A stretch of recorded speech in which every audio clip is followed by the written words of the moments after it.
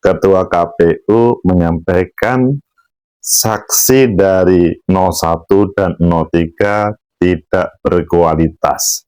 Tim Anies Ganjar geram ini. Apakah ini berpeluang apa yang disampaikan oleh KPU itu akan menjadi putusan atau malahan sebaliknya? Bagaimana menurut kalian? Menurut analisis saya,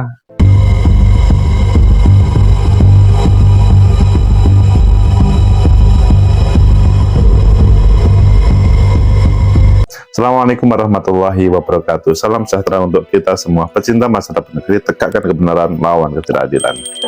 Sidang PHPU di Mahkamah Konstitusi sudah selesai. Tinggal menunggu kesimpulan pada tanggal 16 April. Selanjutnya nanti tanggal 22 April akan diputuskan. Apakah putusannya mengarah kepada kecenderungan yang disampaikan oleh KPU, itu tidak berkualitas 01 dan 03, atau malah sebaliknya, itu hanya untuk menutupi. Ayo kita baca di beberapa media, selanjutnya nanti kita kupas sebenarnya seperti apa peluangnya. Pertama kita baca di Kompas, judulnya geramnya Timnas Anies Muhaimin saat KPU anggap ahli di sidang MK tak bermutu. Ini geramnya teman-teman 01. Tapi sebelumnya ini disampaikan oleh Ketua KPU. Ketua KPU, saksi Anies dan Ganjar bisa dikatakan tidak berkualitas. Meskipun sebetulnya yang berhak untuk mengatakan itu adalah hakim. Tapi ini apa pernyataan ini maksudnya?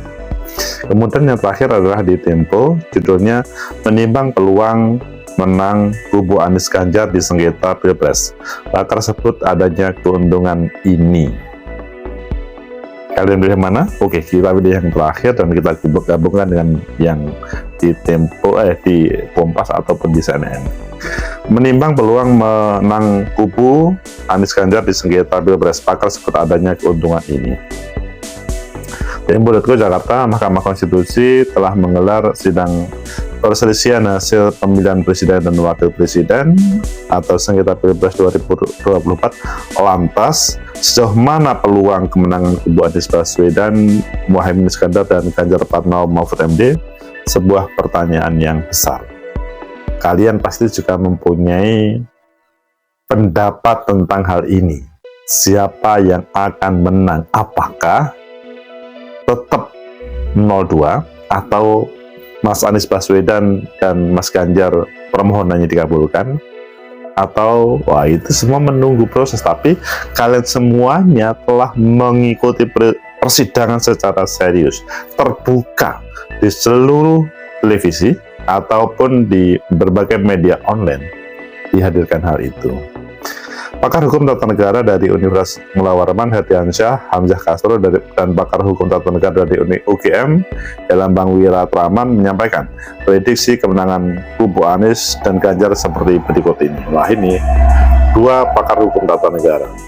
Herdiansyah Hamzah Kasro mengatakan kans kubu Anies maupun Ganjar tetap ada, meskipun katanya sangat tergabung pada dinamika internal Hakim MK. Jadi ada saja peluang Anies Baswedan atau Ganjar menang. Maksudnya permohonan itu kan salah satunya adalah diskualifikasi Gibran dan kemudian ada pemilu selanjutnya.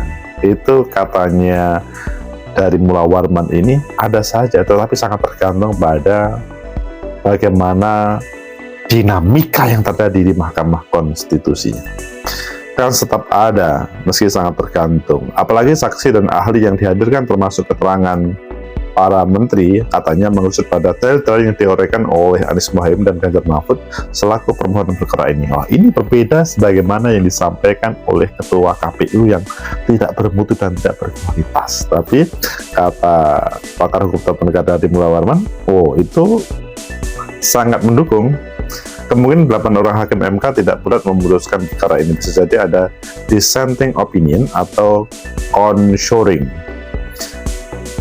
Dilansir dari Hukum Tata Negara, dissenting opinion adalah pendapat hakim yang berbeda dalam satu perkara, sedangkan controlling opinion adalah pendapat hakim yang setuju terhadap kelompok mayoritas. tapi tertulis dengan cara yang berbeda, consurring opinion. Sementara Herlambang memandang sikap Hakim MK bisa terbelah dalam penanganan Pilpres 2024 ini.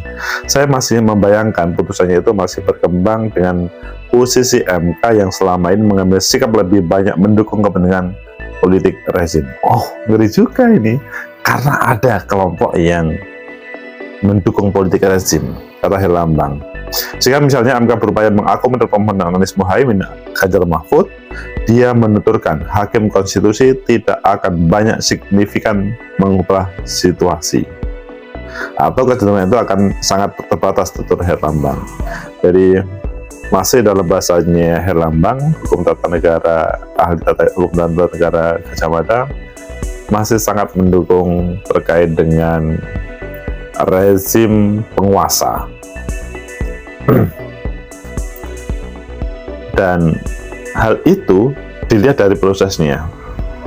Kemudian kita lanjutkan, sengketa MK menjadwalkan bakal mengumumkan hasil putusan sidang 22 April dan 16 menerima terkait dengan kesimpulan dari masing-masing pihak. Juru bicara Hakim MK Nurbaningsih mengatakan penyerahan kesimpulan dalam PHPU Pilpres memang tidak ada dalam peraturan MK atau PMK, namun katanya para hakim konstitusi lewat rapat permusyawaratan hakim, RPH telah menyepakati penyerahan kesimpulan itu. RPH juga punya hak untuk membuat aturan di luar PMK.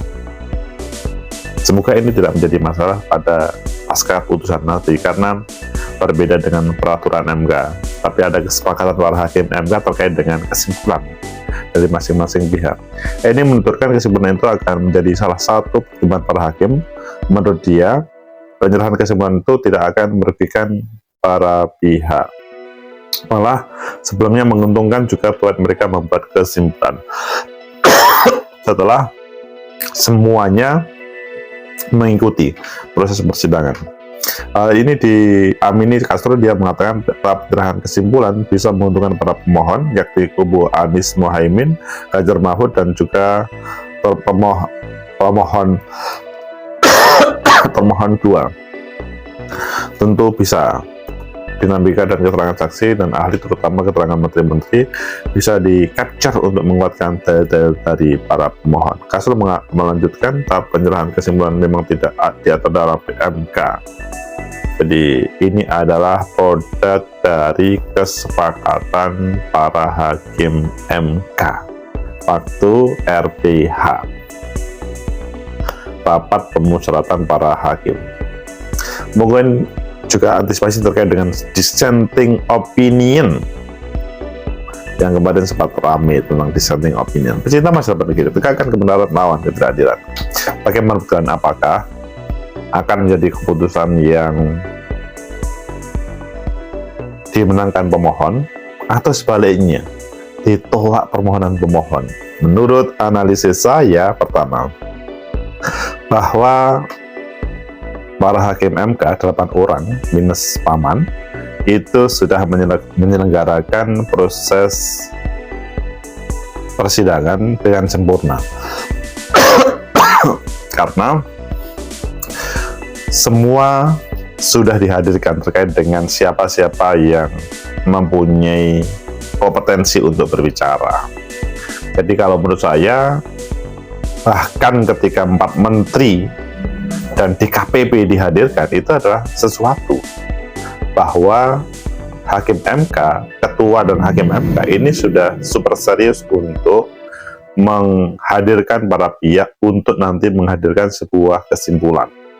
Jadi kalau menurut saya dari sini adalah Hakim MK yang diketuai Pak Suhartoyo ini relatif lebih bisa mengakomodir apa yang menjadi permohonan para pemohon, meskipun ada waktu 4 menteri dan DKPP khususnya itu mereka tidak diperbolehkan untuk berinteraksi. Cukup para hakim MK untuk mengulik, untuk mengetahui seperti ada apa di belakang dari bansos dan proses dari pemilu ini.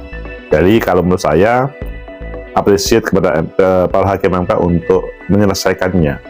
Tetapi hal ini tidak boleh kemudian berhubungan dengan analisis kedua. Analisis kedua, putusan itu pasti akan berdampak pada hasil pemilu. Tapi sebelumnya ada RPH yang memutuskan, kesimpulan dari masing-masing pihak diberikan maksimal 16 April. Dalam bahasa Hakim MK, ya putusan itu hanya sifatnya support aja, tetapi kalau terkait dengan keputusan dia adalah produk dari Hakim MK, pasti 0103 mempunyai kesimpulan bahwa harus didiskualifikasi, tapi kalau 02 itu tidak. Tapi nggak tahu juga ya, tapi seandainya nanti kemudian ada perubahan, karena sesudah mendengarkan berbagai masukan, tentunya mereka para penegak hukum, pengacara itu harus ya sesuai dengan apa yang ada dalam persidangan, tidak membuat-buat dan kemudian hanya menguntungkan para mereka atau mereka yang di advokasi. Seharusnya begitu, tapi kemungkinan besar itu tidak terjadi. Sehingga Hakim MK memberikan 16 April untuk menyampaikan terkait dengan kesimpulan, sambil para hakim melaksanakan rapat permusyawaratan hakim terkait dengan hal ini. Dan pasti nanti akan mengambil sebuah keputusan yang dia sangat mungkin akan menolak, sangat mungkin akan menerima terhadap putusan hakim. Kemudian yang ketiga, terhadap putusan dari permohon. Kemudian yang ketiga, apakah ada peluang ditolak? Sangat mungkin, tetapi dalam bahasanya Herlambang, ahli tata negara dari UGM, selama ini Hakim MK itu mengakomodir pada rezim penguasa. Jadi dari situ maka yang terjadi ya sepertinya agak sulit untuk diterima permohonan dari pemohon melihat dari yang disampaikan tersebut. Jadi sangat mungkin apa yang disampaikan oleh 01 dan 03 itu ditolak. Seandainya diterima, maka bukan yang ekstrim, mungkin hanya sebagian, atau mungkin yang win-win solution, misalkan ya Gibran didiskualifikasi, tetapi kemudian ada proses pergantian cawapres yang kemudian dipilih oleh DPR ataupun MPR, dipilih oleh MPR gitu, tanpa harus pemilu, misalkan begitu, misalkan itu kan hanya bagaimana kemudian bisa mengakomodir tapi bisa win-win solution. Tapi apakah juga Mas Gibran atau timnya bisa menerima? Itu hanya salah satu contoh, dan mungkin ada yang lain. Pecinta masa depan kita, tegakkan kebenaran, lawan ketidakadilan. Kita tunggu aja nanti tanggal 22 April bagaimana putusan MK terkait dengan hal ini. Kalau menurut saya sih